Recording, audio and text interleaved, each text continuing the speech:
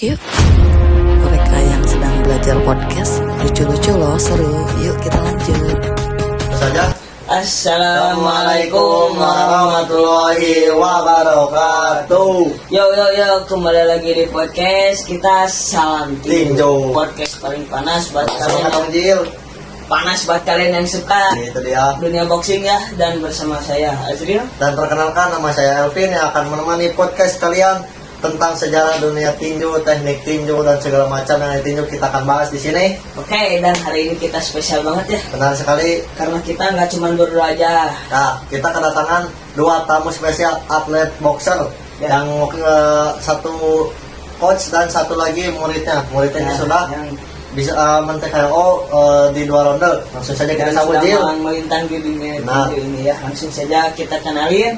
Tamu pertama kita seorang pelatih tinju yang udah melatih banyak atlet muda. Welcome Coach Samuda. Oke. Terima kasih udah undang gue ya. Ya, siap.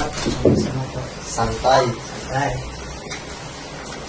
Gue senang juga diundang ke podcast ini karena ya ngebahas hobi yang mungkin udah bisa gue pelajarin atau bahkan gue udah expert di sini. Dan gue juga pengen gitu untuk berbagi ilmu. Gak ada salahnya lah ya. Benar sekali. Lanjut. Langsung saja drill. Ya Kita lanjut ketemu sama yang kedua, petinju muda berbakat yang lagi naik daun Ini ya. dia. Baru saja men-TKO di minggu kemarin ya. Itu dia, guys. Kita sambut Pandu. Oke. Selamat datang. Waalaikumsalam. Terima kasih ya sudah mengundang saya di podcast ini. Siap bro, kita akan bahas apa nih drill? Saya pertama ingin menanya dulu ke Pak. Ya, Pak. Biasanya yang paling sering dilupain sama pemula waktu mulai belajar boxing itu apa sih, Pak? Ya itu benar sekali. Banyak mungkin kita bakal bahas dua aja dulu ya. Mungkin pertama ada saat melakukan pukulan. Kebanyakan petarung baru atau mungkin yang baru belajar saat mau mukul pasti tangannya bakal narik dulu atau bisa disebut ngokang. Ngokang baru mukul, sedangkan harusnya langsung mukul. Beda. Kalau ngokang sama mukul langsung Ada jeda gitu ya. ada jeda, dan itu udah pasti bakal ngelamain waktu lah ya. Iya. Dan kurang efektif lah ya.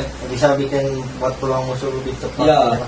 Dan juga yang kedua adalah stand defense-nya, ya, stand bertahannya. Nah, kebanyakan pemula gak seperti pro atau setingkatnya lah ya.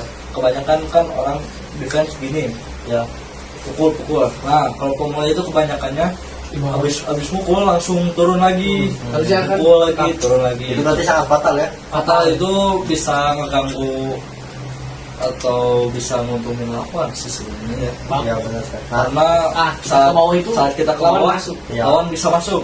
Benar. Nah, kenapa nggak bisa langsung defense? Karena pasti lama defense-nya. Dari sini ke atas itu Iya. nggak mungkin bakal refleks. Kalau refleksnya masih buruk itu kemungkinannya lama lah. Iya. Nah, saya mau nanya nih ke Pandu. Pandu pertama kali mengikuti boxing itu apa sih yang sulit bagi Pandu dari segi nafas, pelatihan atau mungkin tekniknya ataupun apapun itulah? Itu yang sulit itu latihannya susah. Gimana tuh kayak Ya. spill dikit dong? Kalau di situ boleh lah. Tipis-tipis. Ya, Tapi tipis-tipis gitu. biasa dilatih aja. Siap itu minimal siap 2 aja. 2 set gitu ya. Set. Sama 10 untuk badan, Ya, kedua perut. R ini X ya itu 2 menit aja, 2 menit. Nafas gitu, nafas. Nafas itu kita lari. harus di peraturan ya baca. Ya. Biasanya kita lari. Kalau napas kita bakal latihnya lari ya. Biasanya Pandu ini wah latihnya Keras gitu ya. keras. Berarti Pandu ini sering interval gitu buat latihan nafas. Jangan interval lagi. Sampai mana dia biasanya dulu dia sering ngeluh ya. Ya. Latihannya terlalu berat lah atau apalah. Biasa Tapi sekarang gitu kan. sekarang dia latihan udah kayak biasa aja gitu, Ya. kayak latihan B aja gitu. Kayaknya harus gua tingkatin lagi nih. Oke. siap aja tuh. Tapi lama-lama disiplin, Disiplin. latihan itu kuncinya. Benar. Kuncinya itu disiplin. Itu disiplin dan Kebanyakan mungkin pemula itu latihan capek, gak latihan lagi berapa bulan setelahnya baru latihan lagi. Males ya. Ya. Males Karena ya. mungkin takut ada resiko di tinju gitu kan, atau apa ya. sakit badan lah. Tapi di Pandu ini enggak ya? Enggak, Pandu ini semangat banget abis gila. lumayan Support Gila banget sih. ya. Gua respect banget sama si Pandu ini. Dia murid gua yang mungkin gak pernah balas latihan sih ya. Gila sih. Daripada yang Teladan lain, banget Iya. ya. daripada yang lain loh. Iya benar, Pandu ini edan. itu juga kalau gak sakit. Kita juga mau bahas nih ya pertarungan antara Mike Tyson sama Jack Paul kemarin. Ya, itu dia. Serap, menurut kamu gimana fightnya? Gimana coach? Mike Tyson itu kemarin bagus ya di umur yang dia udah hampir 60 tahun malahan atau 60 tahun pas ya. Dan Jake Paul juga sudah berkembang jauh daripada dulu, dia itu masih kurang lah dulu. Kemarin saat dia fight itu bagus banget ya, gue suka cara mainnya, cara mancingnya dan taktiknya lah. Dia itu kalau gue nilai bisa masuknya itu style outboxer. Kalau ya kalau Mike Tyson itu inboxer ya, jadi dia aja.